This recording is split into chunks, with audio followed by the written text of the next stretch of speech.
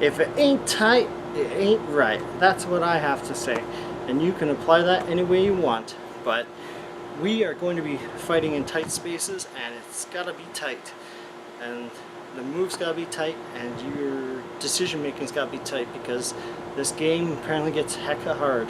So you're a Section 11 agent, so imagine you're James Bond with a deck of cards, or John Wick with a deck of cards, and you have all kinds of kicks, punches, flips, counterattacks, blocks, or slides you can use. It's really a deck building beat 'em up.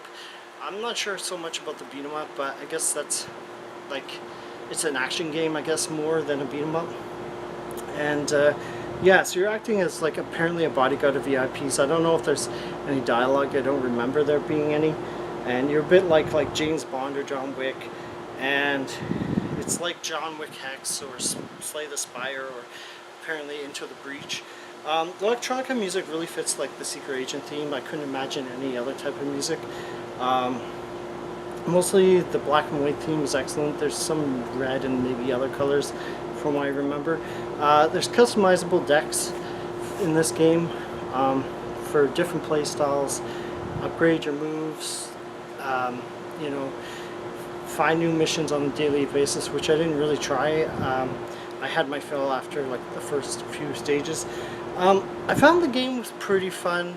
I just found like at the same time I'm not super, I have to admit, I'm not big on like these roguelikes. Most roguelikes or rogue deck likes, whatever you want to call them. But with that said, I feel like this compared to John Wick Hex, like this is what John Wick Hex should have been, not like a challenging pain in the butt. This is more like challenging, hey, I screwed up, it's my fault. With John Hex being, I screwed up because the game's broken. But yeah, so there's customizable decks for different play styles. Upgrade your moves, find new missions. Oh, I already said that.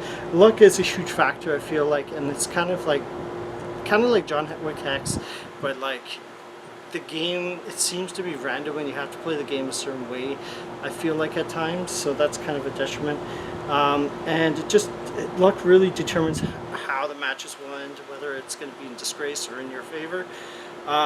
There's a significant strategy involved with planning moves and paying attention to the environment as you play and how the enemies act and react to your moves. Now, the problem with this, and I think it's the same kind of problem with a lot of these kind of like roguelikes, is the card and upgrade economy is out of whack and imbalanced. There's limited ability to draw extra cards. Many cards are designed to support sort of or set up other actions, so sometimes pay not to pick up another card and just stick with the cards you have and skip a draw and make your, that'll make your actions less valuable. Starting decks, they need a good variety of movement, cards, blocks, or throws. It seems like you end up playing like most of the same way, even though it claims that there's a lot of different ways to play this game.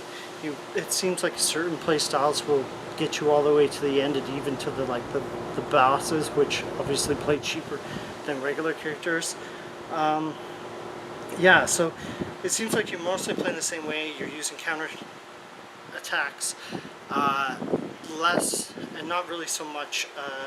You can't play the push heavy decks because apparently at the end of the game, a lot of the bosses, they can't be pushed, so like you can't play a push deck, so you're gonna end up with a counter attack deck. You'll find out eventually. So yeah, I found the game fun, but like one round was enough for me pretty much. I'm not big on this type of game, but I thought it was pretty cool. I love the theme and music, and just the cards, and just the moves were cool too.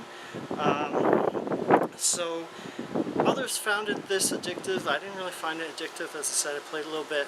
It was enough for me. So as I said, not big on this sort of game, really. It's normally $28.99. I think I got it in a cheap bundle so probably ended up costing me $4 to $5 tops, if that. So that's fair for me. So I'd say it's a solid $5 to $10 game. 28's a bit high in my opinion. I'd say it's an 8 out of 10.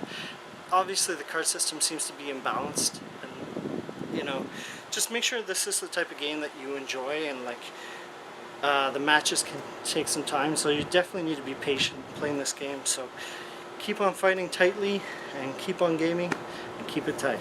Alright, keep on gaming. Bye.